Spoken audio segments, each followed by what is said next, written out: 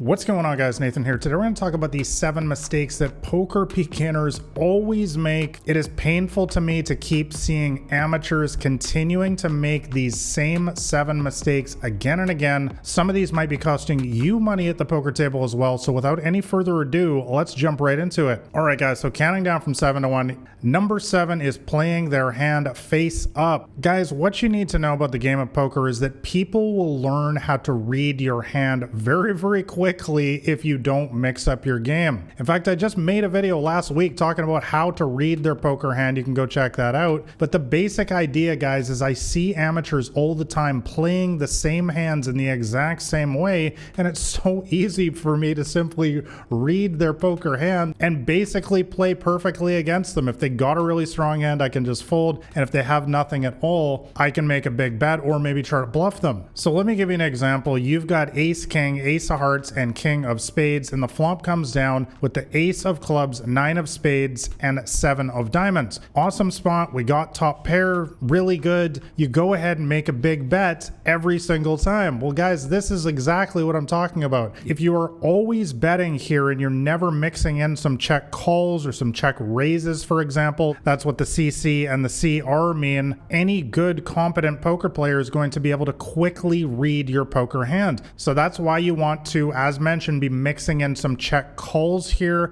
and also some check raises. Now, this doesn't need to be a big part of your range. Most of the time when I'm in this spot, I am going to just make the most obvious play possible and make the bet. But I will say around 15% of the time, I'm going to go for a check call, and another 15% of the time, I'm going to go for a check raise for a total of 30%. And the other 70%, I'm going to be just making the bet. But I hope that you guys can see where I'm coming from here. This 30% of the time when I'm mixing in some different lines with a hand like this is what keeps good poker players continually guessing at your hand. Whereas if you just go ahead and make a big bet here 100% of the time, any decent poker player is going to see right through you. They're watching what you're doing, and you're just going to wind up costing yourself money over the long run. All right, guys, let's move on to amateur poker mistake number 6, and that is pricing them into calls. So guys, this is just basic pot odds here, and I'm going to break down the math for you. You've got 2 red queens, the queen of hearts and the queen of diamonds, and the flop comes down with the 4 of diamonds, 5 of spades, and 7 of diamonds. So guys, the pot's $100 here, and you decide to bet $25. Guys, this is a massive, massive blunder because you are giving them 5 to 1 pot odds in this situation. So as a quick pot odds lesson here, the way to calculate pot odds here is you add the price that's in the pot, which is $100, plus your bet divided by the amount that they have to call. So it's 100 plus 25 divided by 25, which for all you math majors out there reduces to 5 to 1. And what does all this mean? Why do we need to know about high school fractions and ratios here? The reason why, guys, is because when you're giving them this price on the pot, it means that they can call with literally anything,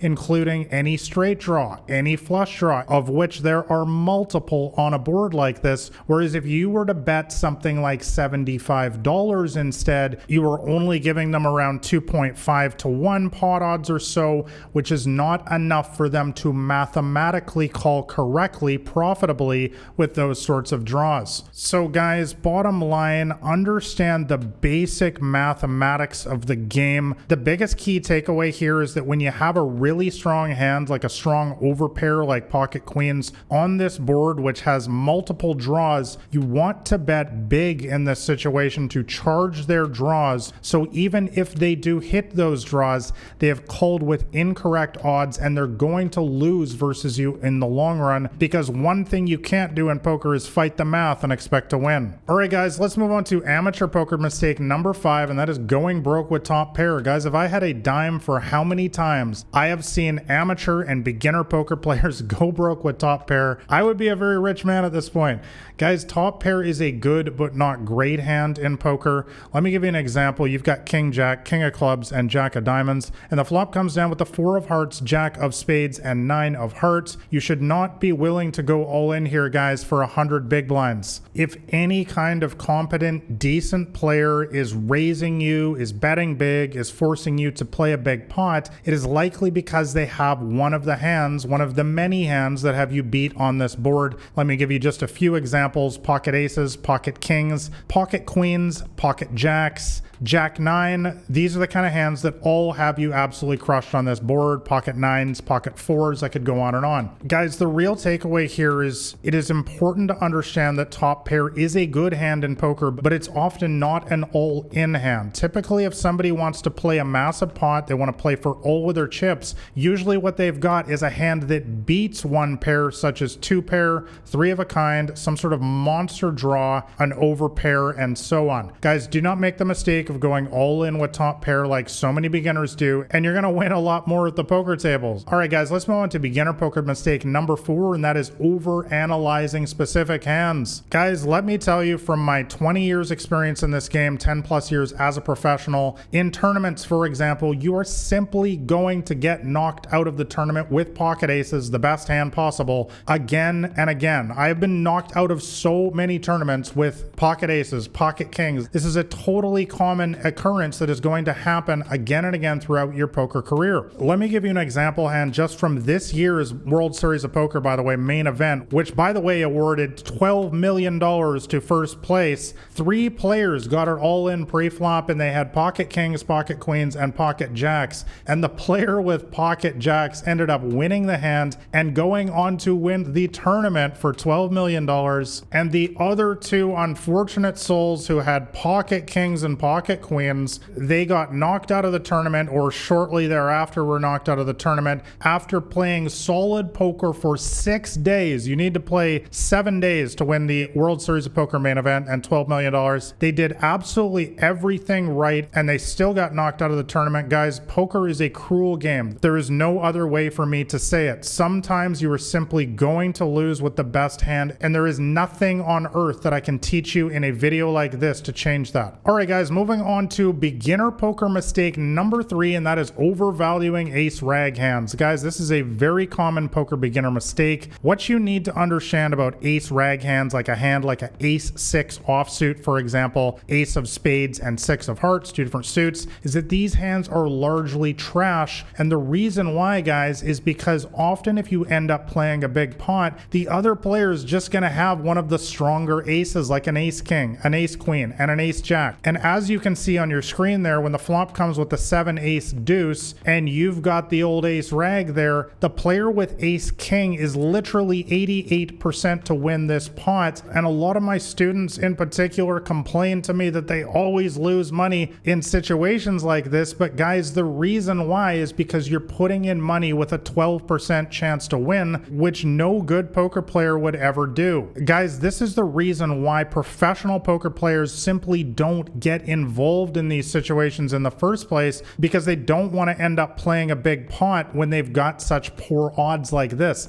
So guys, I'm not saying to never play these hands. There is a time and a place to play most hands in poker, not all of them, but most. These hands, for example, ace rag hands, they are good for stealing the blinds. So if it's folded to you on the button, for example, or it's folded to you and you're in the small blind, I would definitely raise with these hands. Also, it is important to go all in pre-flop, AIPF, in tournaments when you have less than 10 big blinds with a hand like ace 6, ace 4, etc. However, in all other situations, guys, you mostly want to avoid playing hands like this so that you never get yourself in bad situations like this to begin with. All right, guys, let's move on to beginner poker mistake number 2, and that is showing their cards. Guys, I have seen this one so many times and it just makes me crack up to this day. Guys, the number one thing here is to never give out free information at the poker table. You want to make people pay the price. I understand if you're just playing the game for fun and this is just a hobby of yours and you want to parade your bluff around, that's fine. But I'm assuming that most of you guys who clicked on this video, you take the game of poker fairly seriously, and therefore you're going to be playing against the same players day in, day out, or if you just play every weekend, you're still going to be playing against the same players again and again.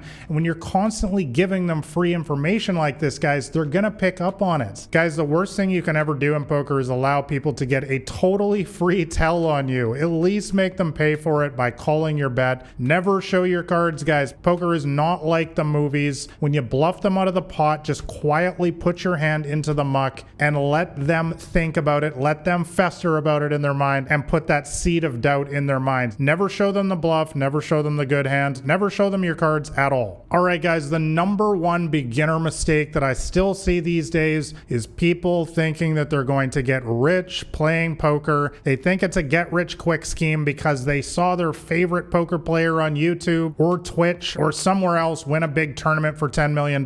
Guys, you need to understand, number one, 80% of all people lose at poker in the long run. I know it's an unfortunate fact that nobody wants to talk about, but that is the reality of the game. Most people, after all the good players take their money out and the house as well takes out the rake, most people will lose money at this game over the long run. The other thing you need to understand, guys, is that only 1 or 2% of all people that play poker will make what I would consider life-changing money. And I put some data up on your screen there, by the way, just showing that the average professional poker player in the United States makes around $43,000 a year, which might sound like a princely sum in some countries in the world, but in the United States or Canada, where I'm from, or the UK, countries like this, $43,000 is really nothing to write home about. It's a pretty average salary. There's also no benefits involved as a poker player. So guys, take it from me as somebody who's actually played this game professionally. The vast majority of even professional poker players are not going to get rich playing this game. It is literally only the top 1, maybe 2% that are ever going to make 7 figures or more in this game over their lifetime. And so for the vast majority of people, they should just play this game for fun. If they can make some money on the side, hey, that's a bonus. And by the way, if you want to know my complete strategy to actually start making some solid money in poker, make sure you grab a copy of my free poker cheat sheet. That'll be the top link in the description below. Like and subscribe if you found this video helpful. Thanks a lot for watching, guys. All the best at the poker tables.